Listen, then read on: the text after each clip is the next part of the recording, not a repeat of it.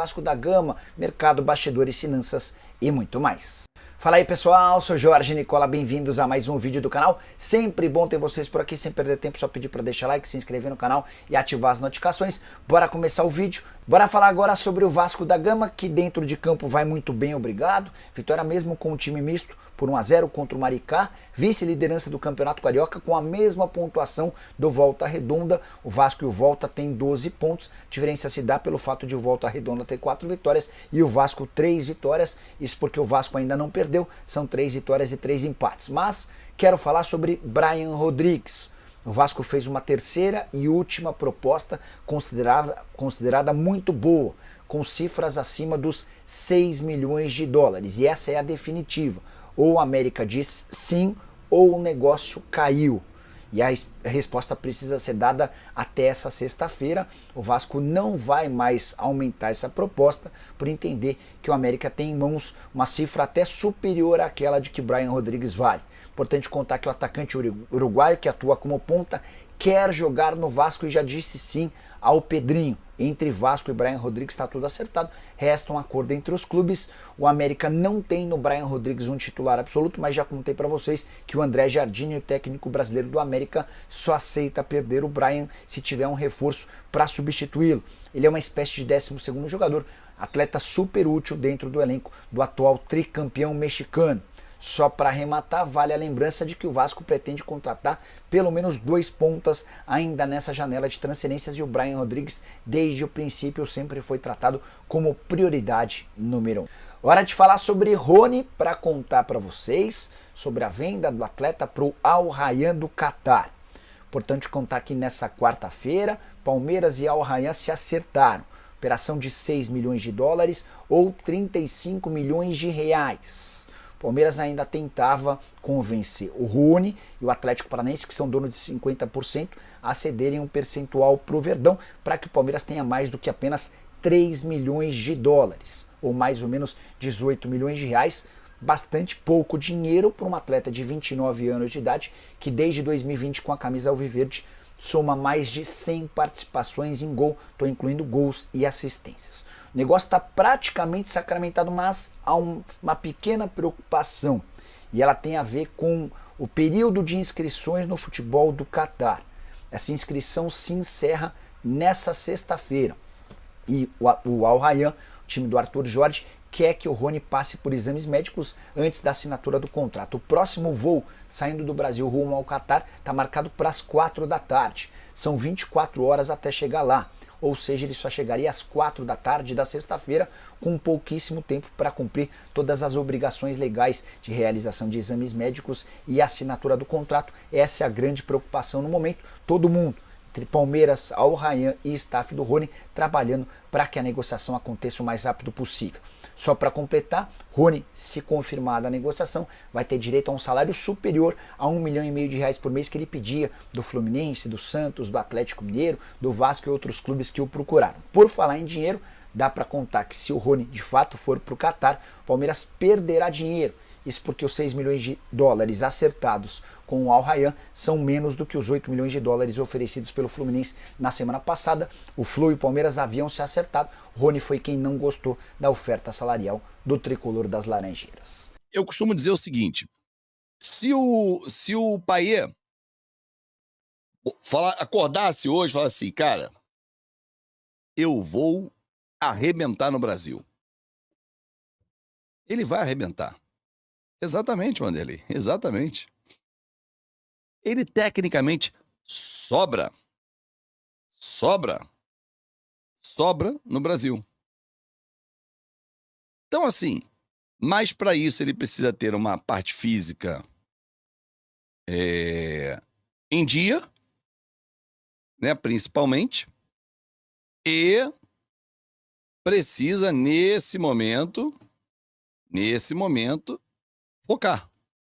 Ele é um cara que, aliás, vou falar sobre ele agora, porque a thumb estava exatamente ele e Felipe Coutinho, né? Vamos lá. Os dois têm contrato até o meio do ano. E ontem fui começar a dar uma pesquisada e tal. Deixa eu só responder o Felipe Ramos aqui, que ele... Felipe, isso é preocupante. Muito preocupante você estar sentindo falta do Rei. Muito preocupante mesmo. Mas, enfim. Mas, ó, Alexandre, você não deveria nem ter ouvido esse comentário, porque você deveria estar ouvindo o pai. Deveria estar ouvindo o pai. O pai. É olho na TV conectado no Fanático Vascaíno. Mas deixa eu ver aqui em relação a Coutinho e Payet. Ontem, conversando com uma fonte importante do Vasco, aliás, ontem bati papo com duas fontes importantes do Vasco, e ambas me disseram a mesma coisa. O Payet é um cara extraordinário dentro do grupo, tecnicamente muito acima da média do Brasil, muito acima da média do Brasil. É um cara que, se ele tiver um pouquinho mais, assim, enxuto, né, perder pouquinha coisa, não é muita coisa não, ele vai sobrar, que ele tem técnica de monte, sobrando, assim, no bar do braço, ele faz o que ele quiser, né? Mas ele tem um salário altíssimo. Salário esse que foi firmado quando ele veio lá, quando a 777 o contratou. Então não tem nada a ver com o Vasco nesse momento. Então, o que entende a direção, entende o Pedrinho, entende o Vasco da Gama nesse momento? Não dá para renovar com o Payet nos mesmos moldes. Ponto. Simples assim. Agora, se o Payet colocar na cabeça assim, não, eu quero ficar até o final do ano, pelo menos fechar a temporada. Vamos acertar aqui um valor mais em conta, mais dentro de uma realidade do Vasco? Aí o Vasco tem total interesse em ficar com o Payet, porque ele é um cara comprometido, ele é um cara que não dá trabalho no vestiário, ele é um cara que tecnicamente é acima da média do Brasil, ele é um cara que é uma referência dentro do Vasco, ele é um cara que pode potencializar jogadores que estão subindo, como o Zuccarello, por exemplo, que ontem entrou em campo. Só que, para isso, o Vasco precisa ter o recurso para poder pagá-lo. Então, uma renovação de contrato está na pauta, sim. Não é um jogador que fala assim, quando acabar o contrato, muito obrigado, tchau. Não. Ele é um jogador que o Vasco quer ficar com ele para a sequência da temporada, pelo menos, desde que o Vasco tenha condições de pagar o salário dele dentro de uma realidade, né? Vou falar sobre o Coutinho. Antes vou responder o Josiel Ramos. Fábio, comparando com os outros grandes do Rio, você acha que o meio-campo do Vasco é o melhor? Josiel, é cedo para fazer essa comparação. Muito obrigado pelo seu superchat. Mas, assim, eu diria a você, por que eu acho que é cedo? Porque muita coisa ainda vai acontecer dentro do cenário do futebol, né? Algumas contratações ainda vão chegar e tal, mas esse meio-campo do Vasco, ele é infinitamente superior ao dos últimos anos. Ponto. Isso aí a gente concorda.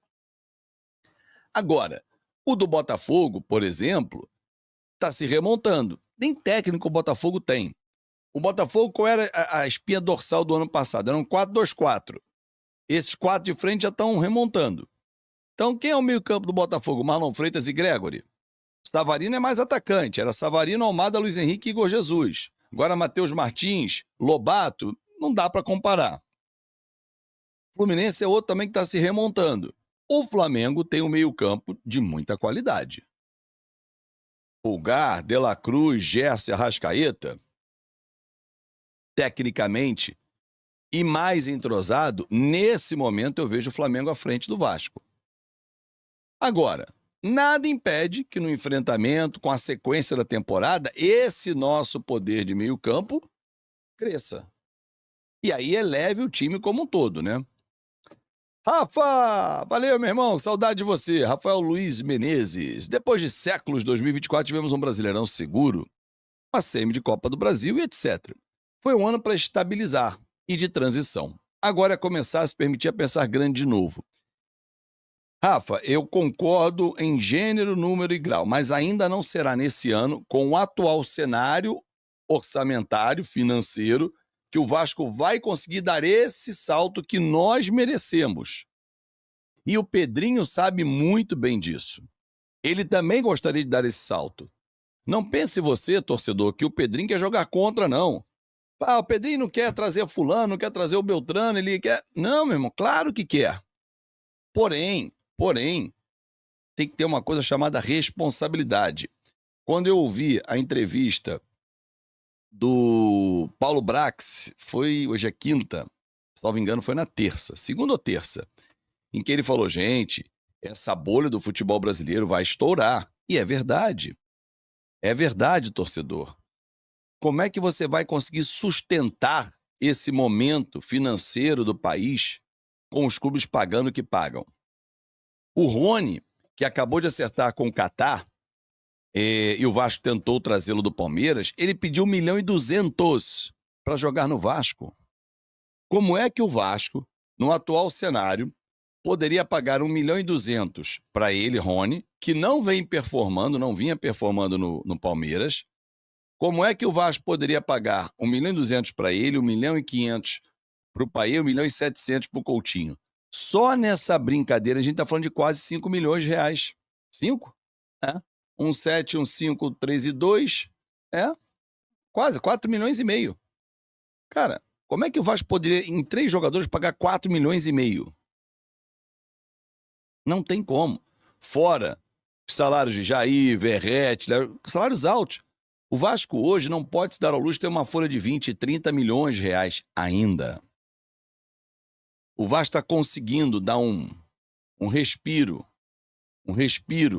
dentro do seu orçamento, quando a saída do Serginho se dá, porque ele tinha um alto salário, mas ainda tem jogadores que estão lá que não vão ser utilizados e ganham bem. O Zé Gabriel é um jogador que ganha bem e não vai ser utilizado.